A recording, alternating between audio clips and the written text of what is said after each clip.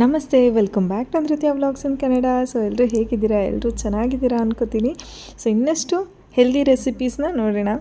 ನಮ್ಮ ಮನೇಲಿ ವಯಸ್ಸಾಗಿರೋರಿದ್ದರೆ ತುಂಬ ಸಲ ಹೇಳ್ತಿರ್ತಾರೆ, ಮಕ್ಕಳು ಊಟ ಮಾಡ್ತಾಯಿಲ್ಲ ಅಂದಾಗ ಅಥವಾ ಏನು ತಿಂತಾಯಿಲ್ಲ, ಅನ್ನ ಊಟ ಮಾಡ್ತಾಯಿಲ್ಲ ಅಂದಾಗ ರೊಟ್ಟಿ ಮಾಡಿಕೊಡಿ, ಮಕ್ಕಳು ತಿಂತಾರೆ, ಕೈಯಲ್ಲಿ ಹಿಡ್ಕೊಂಡು ತಿಂದ್ಬಿಡ್ತಾರೆ, ಇಷ್ಟ ಆಗುತ್ತೆ ಮಕ್ಕಳಿಗೆ. ಅದು ಮೋಟಾರ್ ಸ್ಕಿಲ್ಸ್ನೂ ಕೂಡ ಡೆವಲಪ್ ಮಾಡುತ್ತೆ, ಮಕ್ಕಳಿಗೆ ಒಂಥರ ಖುಷಿ ಆಗುತ್ತೆ ಅದನ್ನು ತಿನ್ನೋದು. ಸೊ ಈ ರೊಟ್ಟಿಯನ್ನು ಮಾಡೋಕ್ಕೆ ಇಂಗ್ರೀಡಿಯೆಂಟ್ಸ್ ಏನೇನು ಬೇಕು ಅನ್ನೋದನ್ನು ನೋಡೋಣ.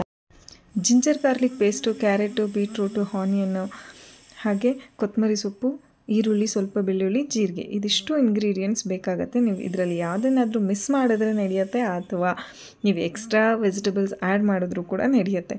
ಸೊ ಫಸ್ಟ್ ನಾನಿಲ್ಲಿ ಜೀರಿಗೆ, ಮೆಣಸಿನ್ಕಾಯಿ ಹಾಗೆ ಬೆಳ್ಳುಳ್ಳಿನ ತರಿಯಾಗಿ ರುಬ್ಕೋತಾ ಇದ್ದೀನಿ. ಸೊ ಈಗ ನಮ್ಮ ಇಂಗ್ರೀಡಿಯೆಂಟ್ಸ್ ಎಲ್ಲ ರೆಡಿ ಇದೆ. ಒಂದು ಬಾಣಲಿ ಇಟ್ಟು ಅದಕ್ಕೆ ಸ್ವಲ್ಪ ಎಣ್ಣೆ ಹಾಕಿ, ಎಣ್ಣೆ ಬಿಸಿ ಆದ ತಕ್ಷಣ ಸ್ವಲ್ಪ ಸಾಸಿವೆ, ಶುಂಠಿ ಬೆಳ್ಳುಳ್ಳಿ ಪೇಸ್ಟ್ ಹಾಕಿ ಚೆನ್ನಾಗಿ ಫ್ರೈ ಮಾಡಿ. ಆ ಶುಂಠಿದು ಹಸಿ ಫ್ಲೇವರ್ ಹೋಗಬೇಕು. ಸೊ ಚೆನ್ನಾಗಿ ಫ್ರೈ ಆದಮೇಲೆ ನೀವು ಈಗ ಸ್ವಲ್ಪ ಚಾಪ್ ಮಾಡಿರುವಂತಹ ಕರ್ಬೇವಿನ ಸೊಪ್ಪು, ಹಾಗೆ ನಾವು ರುಬ್ಕೊಂಡ್ವಲ್ಲ ಜೀರಿಗೆ, ಬೆಳ್ಳುಳ್ಳಿ ಹಾಗೆ ಒಣಮೆಣಸಿನ್ಕಾಯಿ, ಇದನ್ನು ಹಾಕಿ ಚೆನ್ನಾಗಿ ಫ್ರೈ ಮಾಡ್ಕೊಳ್ಳಿ. ಆಯಿಲಲ್ಲಿ ಇದು ಫ್ರೈ ಆದರೆ ಚೆನ್ನಾಗಿರುತ್ತೆ. ನೀವಿಲ್ಲಿ ಒಣಮೆಣಸಿನ್ಕಾಯೇ ಯೂಸ್ ಮಾಡಬೇಕು ಅಂತ ಏನಿಲ್ಲ, ನಿಮ್ಗೆ ಇಷ್ಟ ಇದ್ದರೆ ಹಸಿಮೆಣಸಿನ್ಕಾಯಿ ಕೂಡ ಯೂಸ್ ಮಾಡಬಹುದು. ಸೊ ಈಗ ಸಣ್ಣದಾಗಿ ಚಾಪ್ ಮಾಡಿರುವಂಥ ಆನಿಯನ್ನ ಹಾಕ್ಕೋತಾ ಇದ್ದೀನಿ. ಸ್ವಲ್ಪ ಸಾಲ್ಟ್ ಹಾಕಿ ಆನಿಯನ್ ಬ್ರೌನ್ ಆಗೋವರೆಗೂ ಫ್ರೈ ಮಾಡಿ, ಅದರ ಟೇಸ್ಟೇ ಡಿಫ್ರೆಂಟಾಗಿರುತ್ತೆ. ಇದಕ್ಕೆ ನೀವು ಕ್ಯಾರೆಟ್ ಹಾಗೆ ಕೊತ್ತಂಬರಿ ಸೊಪ್ಪನ್ನ ಆ್ಯಡ್ ಮಾಡಿಕೊಂಡು ಒಂದು 2 ನಿಮಿಷ ಮಿಕ್ಸ್ ಮಾಡಿ. ಇದೇನು ತುಂಬ ಹೊತ್ತು ಫ್ರೈ ಆಗಬೇಕು ಅನ್ನೋ ಅವಶ್ಯಕತೆ ಇರಲ್ಲ, ಗ್ರೇಟ್ ಮಾಡಿರೋದ್ರಿಂದ. ಸೊ ಇದನ್ನು ಮಿಕ್ಸ್ ಮಾಡಿ ನಿಮಗೆ ಎಷ್ಟು ಬೇಕು ನೋಡಿ ಆ ಮೆಷರ್ಮೆಂಟಿಗೆ ತಕ್ಕಂಗೆ ನೀವು ನೀರು ಹಾಕ್ಕೋಬೋದು. 1 ಕಪ್ ನೀರಿಗೆ ಅರ್ಧ ಕಪ್ ಅಕ್ಕಿ ಹಿಟ್ಟು ಹಿಡಿಯುತ್ತೆ, ಅಥವಾ 1 ಕಪ್ ಅಕ್ಕಿ ಹಿಟ್ಟಿಗೆ 2 ಕಪ್ ನೀರು ಬೇಕಾಗುತ್ತೆ. ನಾನು ಯಾವತ್ತೂ ಮೆಷರ್ ಮಾಡಲ್ಲ, ಒಂದು ಅಪ್ರಾಕ್ಸಿಮೇಟಾಗಿ ಹಾಕ್ಕೋತಾ ಇದ್ದೀನಿ.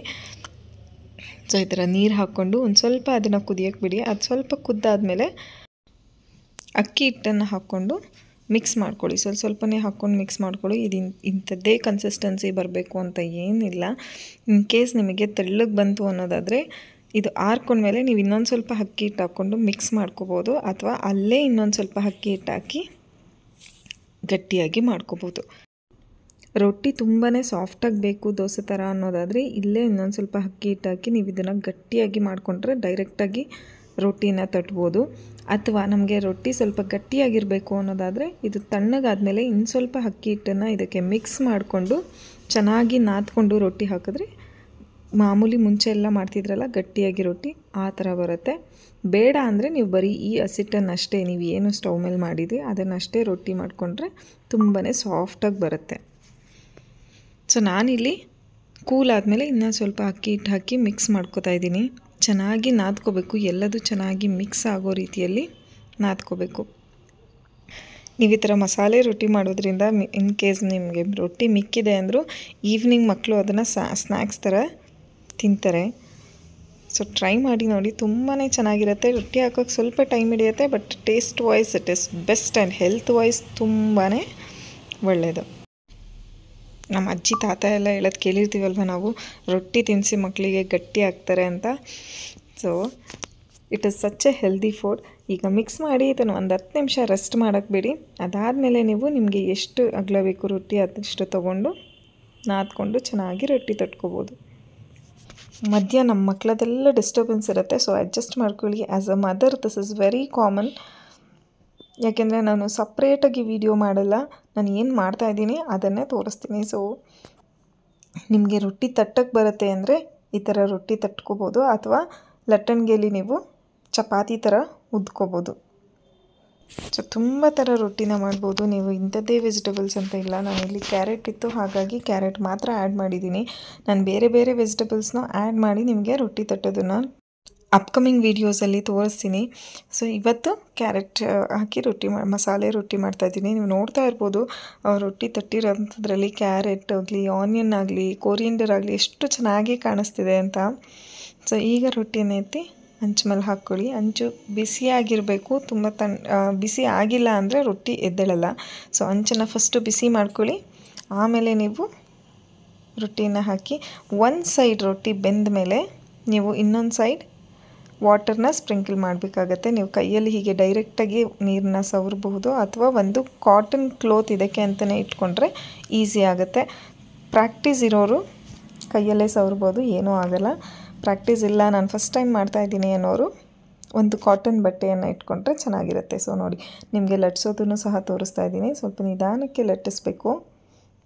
ಇಲ್ಲಿ ವಿಡಿಯೋ ಸ್ಪೀಡ್ ಇರೋದ್ರಿಂದ ನಿಮಗೆ ಫಾಸ್ಟಾಗಿ ಲಟ್ಟಿಸ್ತಾ ಇದ್ದೀನಿ ಅಂತ ಅನ್ನಿಸ್ತಿದೆ.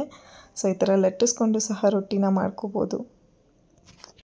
ಒಂದು ರೊಟ್ಟಿ ಬೇಯೋ ಅಷ್ಟರಲ್ಲಿ ನೀವು ಇನ್ನೊಂದನ್ನು ಪಕ್ಕದಲ್ಲೇ ರೆಡಿ ಮಾಡ್ಕೋಬೋದು. ಸೊ ಇದಕ್ಕೆ ಇಬ್ಬರು ಬೇಕು, 3 ಜನ ಬೇಕು ಅಂತ ಏನೂ ಇಲ್ಲ, ಒಬ್ಬರೇ ರೊಟ್ಟಿನ ಆರಾಮಾಗಿ ಮಾಡಬಹುದು.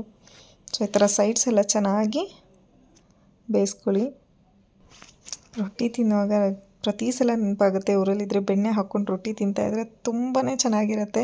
ಸೊ ಸಪ್ಪೆಸರು ಖಾರ ರೊಟ್ಟಿ ಅಥವಾ ಮೆಣಸಿನ್ಕಾಯಿನ ಉರಿತಾರೆ. ನಾನು ಆ ರೆಸಿಪಿನೂ ಸಹ ಶೇರ್ ಮಾಡ್ತೀನಿ, ತುಂಬಾ ಚೆನ್ನಾಗಿರುತ್ತೆ. ಸೊ ನೀವು ಡೆಫಿನೆಟ್ಲಿ ಟ್ರೈ ಮಾಡಬೇಕು. ಹುರಿದಿರುವಂತಹ ಮೆಣಸಿನ್ಕಾಯಿ ಹಾಗೆ ತುಪ್ಪನ ಹಾಕ್ಕೊಂಡು ತಿಂತಾಯಿದ್ರೆ ಅದರ combination is the best. So ಈಗ ರೊಟ್ಟಿ ಆಗಿದೆ, ಒಂದೇ ನಾನು ರೊಟ್ಟಿನ ಮಾಡ್ಕೋತೀನಿ. Finally this was the recipe. So ನೀವು ಸಹ ಟ್ರೈ ಮಾಡಿ, ಮಕ್ಳಿಗೆ ಕೊಡಿ. ಇದನ್ನು ನೀವು ಪುಟ್ಟದಾಗಿ ಮಾಡಿಬಿಟ್ರೆ ಲಂಚ್ ಬಾಕ್ಸ್ ರೆಸಿಪಿ ಥರನೂ ಆಗುತ್ತೆ. ಹಾಗೆ ಸ್ನ್ಯಾಕ್ಸಿಗೂ ಸಹ ನೀವು ಮಕ್ಕಳಿಗೆ ಕೊಡಬಹುದು, ಈವ್ನಿಂಗ್ ಮಕ್ಕಳು ಬರೋ ಅಷ್ಟರಲ್ಲಿ ಮಾಡಿದ್ರೆ. Thank you so much for watching and let's meet in the next video.